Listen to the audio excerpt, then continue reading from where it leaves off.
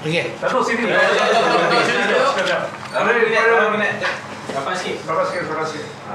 Minit berapa ni? Saya ucap terima kasih kerana semua warga media cetak dan elektronik kerana sudi membuat liputan mengenai dengan sidang media saya pada petang ini. So I would like to thanks to all media representative for making the time to cover my PC today. And this is a very important PC I consider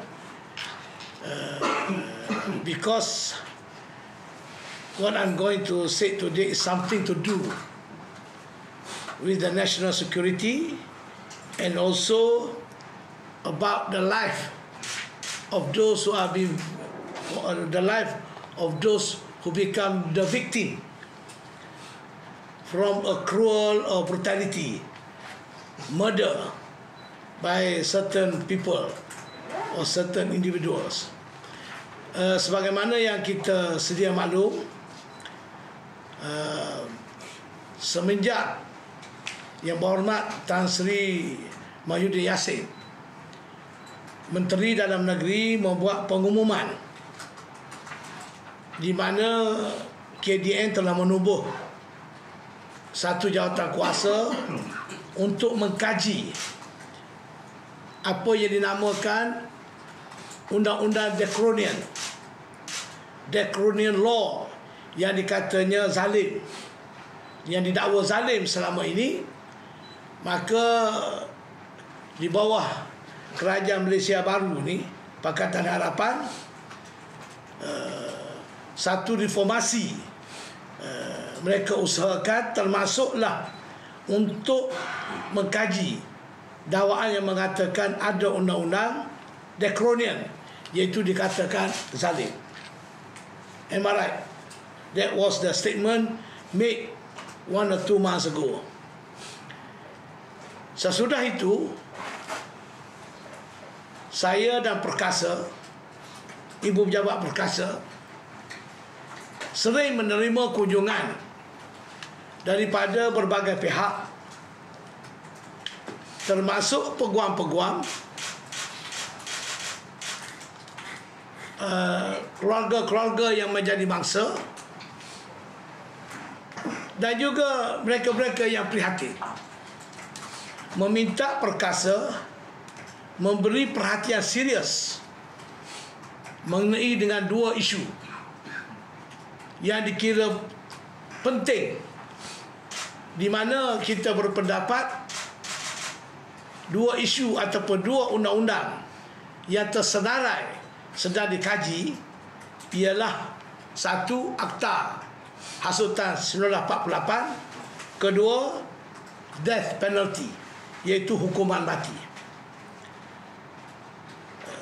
Isu Akta Hasutan 48, Perkasa sudah pun menganjurkan wacana hampir sebulan yang lalu, yang dihadiri oleh tokoh-tokoh perundangan, dan kita sudah membuat ketetapan dengan tegas menolak Akta Hasutan 1948 dengan sebab-sebab dan justifikasi yang cukup, iaitu demi keselamatan dan kestabilan politik negara. Susulan daripada itu, Perkasa juga yang mengadakan persidangan agung kali ke-9 baru-baru ini melurus usul supaya Akta Hasutan 48 dikekalkan. Selain daripada usul isu Akta Hasutan 1948, ada lagi satu isu yang amat penting, iaitu isu yang berkaitan dengan hukuman mati, death penalty.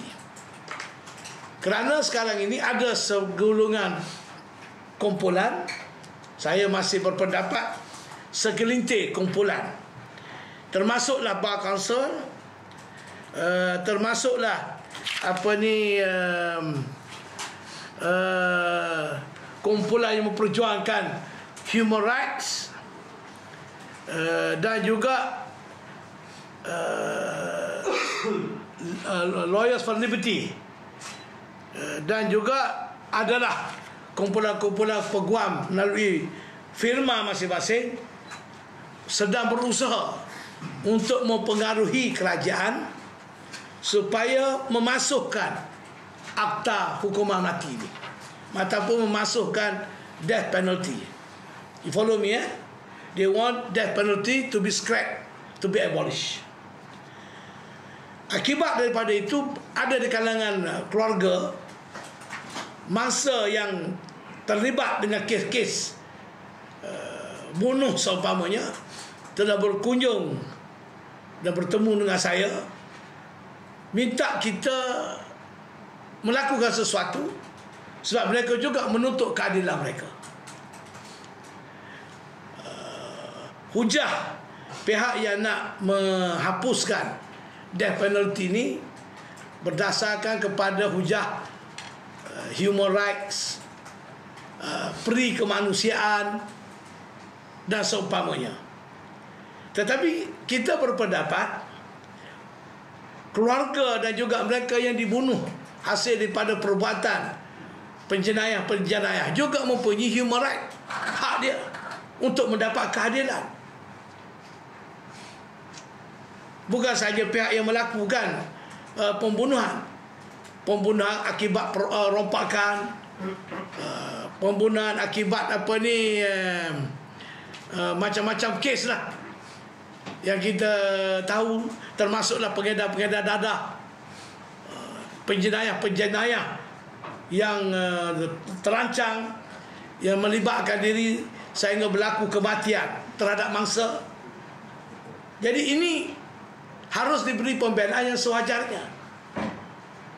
Jadi sebab itu kita berpendapat, akhirnya kita berpendapat death penalty ini patut dikekalkan. Saya minta semua wartawan media merujuk press release saya dalam bahasa Inggeris ini. So this is considered my official statement that I hope you can use that as part of my media statement today.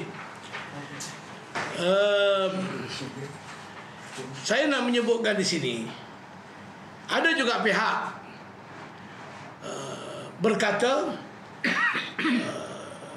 kekalkan death penalty tetapi meminda kepada ataupun memasuk perkataan mandatory, meaning to say the death penalty is still there but remove the mandatory.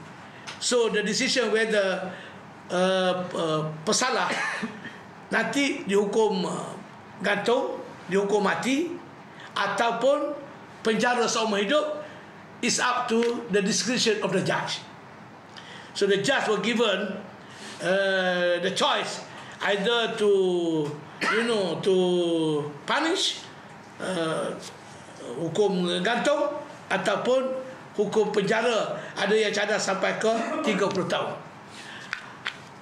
I don't think we can agree on this proposal because if you abolish the word mandatory and leave to the judge to decide, it just make the judge in a difficult position. You see, if there is a solid proof beyond reasonable doubt that Mr. A is responsible for the death of Mr. B, so the judge have two choices: either to make the decision this fellow must be hanged or life imprisonment. So being a human being, if I have two choices, if I'm a judge, if there is two choice of making a critical decision like this, definitely I go for the life imprisonment. It's quite difficult for me to give a death sentence. So that's the number one. Number two, more serious is that suppose there is a case with solid proof beyond reasonable doubt, there are judges who sent this criminal for life imprisonment. And it so happened, the other judge, also having solid proof beyond reasonable doubt, imposed life imprisonment to these criminals. There will be two different cases with two solid proof. There is going to be a debate, going to be hell a problem, because some will say that why he being hanged and why this fellow life imprisonment. So I don't think this is a right way to do. So either it is death or meaning to say the death penalty with mandatory death penalty should stay. That is the basis of my argument and of our stand on this issue. And the most serious thing is that if you remove death penalty, then everybody go to life imprisonment. Life imprisonment means there's also a limit. It comes to a time where this criminal will be released based on good behavior. You know, you don't serve 30 years, after 15 or 20 years, meaning to say they can escape. That's number one. Number two, if this thing happen, you know how many people is going to be taken care by the government. Meaning to say they've been life imprisonment in the prison. Then you say you have to take care on many things about their welfare. Now I was told for one person criminal, the cost of food is 41 ringgit. At the moment, I got a statistic that be given to me. There is about 1,281 inmates, meaning to say, waiting for the death sentence. And for the past 30 years, the government has spent almost 500 million plus on the food that costs 41 ringgit each per day, plus other necessary things. So you just imagine. And it can cost billions in the future.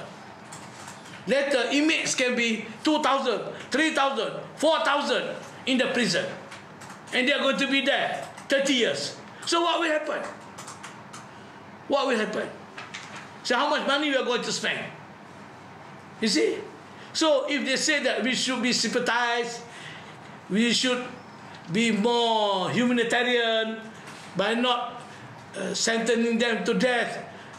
You see, we have to be sympathize with the criminals. What about those who be victimized? The family that lost their loved sons or loved family.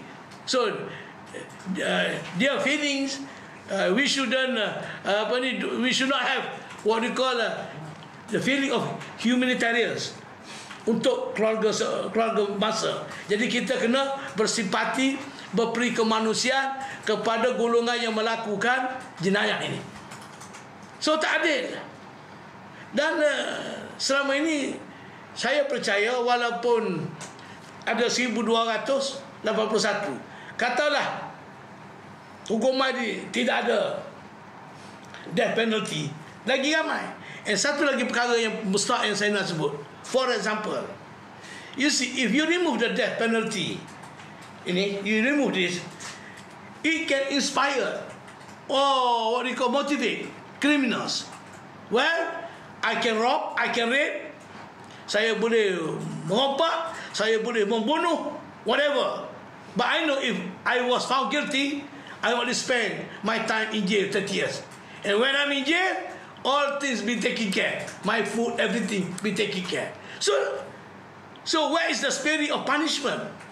Where is the spirit to teach a lesson to these criminals? So I mean, it's going to be many negative if you remove this death penalty. So I really hope and request at the bottom of my heart, you see,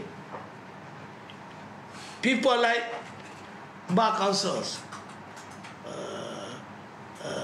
lawyers for liberty, human rights groups, please think many times. Please think many times. And I hope the government shouldn't fall into the pressure of minority requests. You see, think of the majority. I've been going around since they came to see me, asking Picasso to take up this case. I've been asking a lot of opinion from lawyers that I know, publics, other NGOs. They also agreed that death penalty and Citizens Act 1948 should be retained, not to be abolished. So that's why I'm brave enough to take up this issue for the interest of the public. You just imagine, you see, I have a photograph here to show you as an example. You see, like this too. Chi Giap Yap, Annie Kok Yin Ching, they were murdered because of rape. You see, so what about the feeling of their families? And you see here, Ayuk Tim, Sifon Wong, Jingku, the banker, and then Susilawati, you remember? And then Kevin Morris. These some of the victims that I would like to show. It's across the board. The Malays can become the victim, the Chinese also the victim, the Indians also the victim. You see, and criminal doesn't care who you are. You see, so that's why I take up this issue. So this is a noble issue to me. I hope, please, nobody should politicize on this issue. So, and they came to me, to Perkasa. He said because Perkasa is not a political party. So you have all the good, good wisdom to take up the issue because we are not a political party. And I take up this issue, nothing to do with with politics, and even beyond. People always accuse Perkasa being racist lah, Mali being racist lah. No, I'm not. You see, lot of Chinese people, Indian people, friends who came to know me and close to me, they are very proud of me. They say, this is Ibrahim Ali, the true Ibrahim Ali, which before we have misconception of you because of the cyber trooper. Because when it comes to election, I make my stand, people start attacking me because I'm that side, I'm not on the other side, so they accuse me all kind of things. You see, and anything bad was put on me. But now I'm no longer a bad person, no more. Because there are too many fraud in the country now. Not only me, you should know that, see? So I'm a good person. So I want to tell you exactly. I mean, it can be a joke lah, but to know Ibrahim Ali is to love Ibrahim Ali. You see, don't depend on my mouth. Look at my heart. 40 years I've been fighting for the country. I'm not racist. My business partner is also a Chinese, nobody knows. My driver is Indian. See, nothing to do. The only thing that there are certain issues when we take up, people exploit it, provocation and all kind of things. And the media, portal news, I'm not accusing you lah. But like Malaysia Kini, you are here. They like to put very touching and interesting topic. I see. So that's why people read Malaysia Kini. So great with the topic, but the topic that they use only one word, which I always mention only one thing, but that become the headline. Many things that I said was not written in the news. So that's why, because of this, zaman internet ni, media sosial ni, macam-macam berita, ada betul, ada tak betul. Tajuk berita dibuat pun macam-macam. Hanya akhirnya memberi gambaran kita ni jadi orang buruk. So it is not that. That's why I take up this issue atas dasar keadilan, prinsip keadilan. Hak asasi memang bukan saja kita kena sebagaimana mereka sebut kepada mangsa-mangsa, tetapi hak asasi juga kepada keluarga mangsa dan mangsa yang dibunuh. And then kedua, judge cannot be put into a difficult situation of having two choice to convict the criminals, either 30 years or hang. So this will make a lot of problem later. So therefore,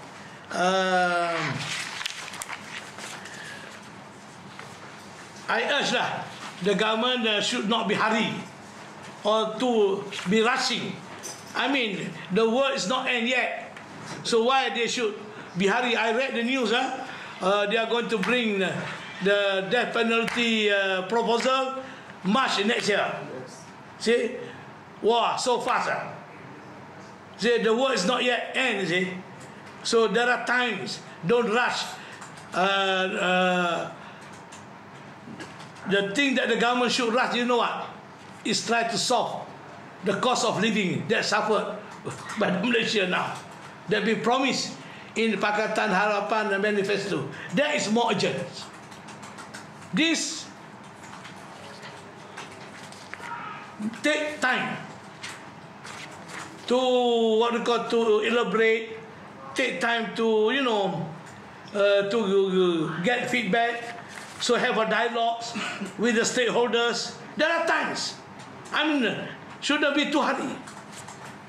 And I would like to advise the Pakatan Harapan government, especially even the Prime Minister and Tan Sri Mahyudin, Minister of Home Affairs, if this thing going on everywhere now, it seems that people are being hurt.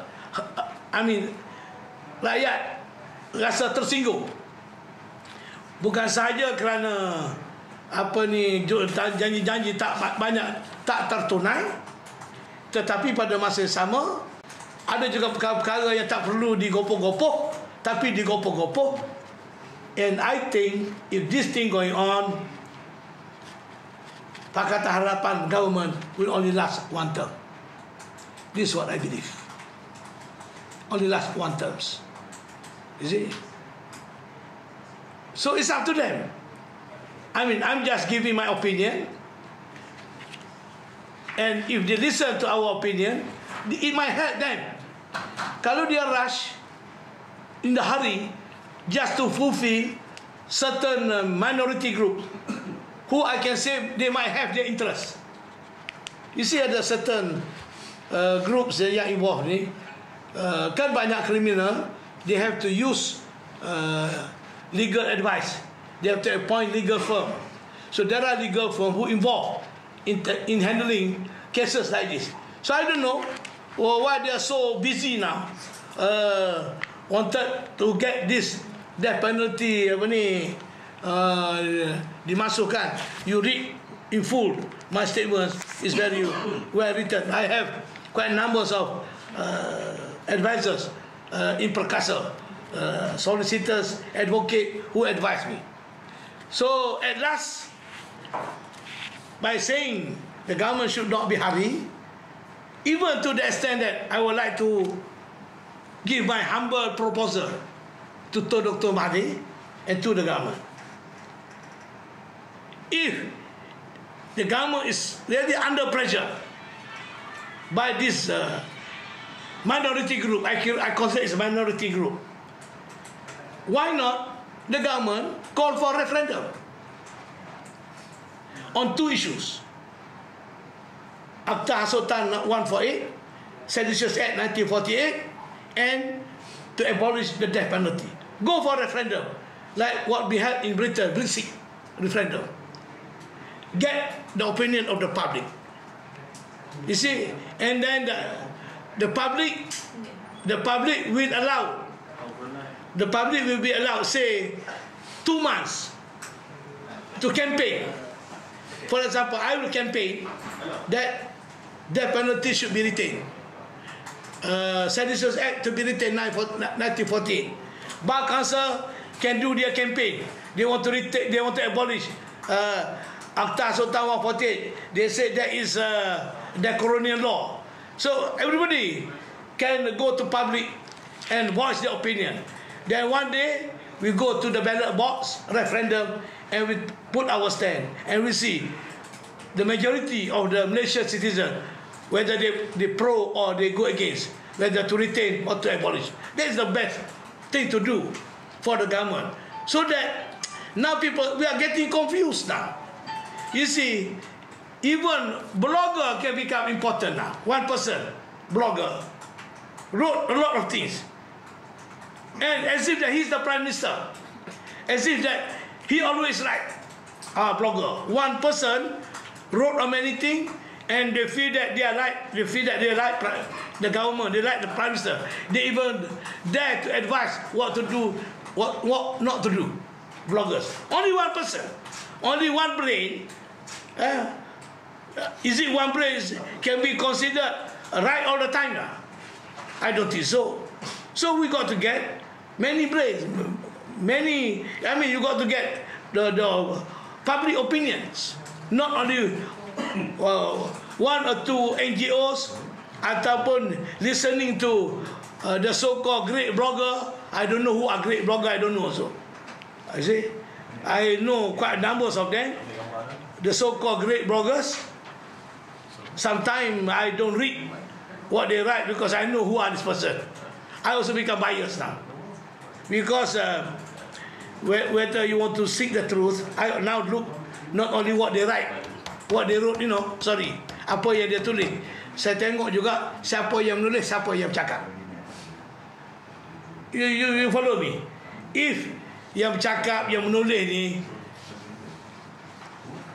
kita kenal dia siapa. Ialah macam pemimpin lah. Dulu belum ada jawatan, I will do that, I will do this, I will do that, I will do this. Ataupun belum kaya, saya ada duit, saya akan tolong tu, saya akan tolong ni. Kalau saya kena loteri, saya akan belanja. Bila dia kena loteri, dia pun lari. Itu analogi lah. Saya tak suka loteri ni mengarut ni. But I'm just telling that people are talking when they don't have anything.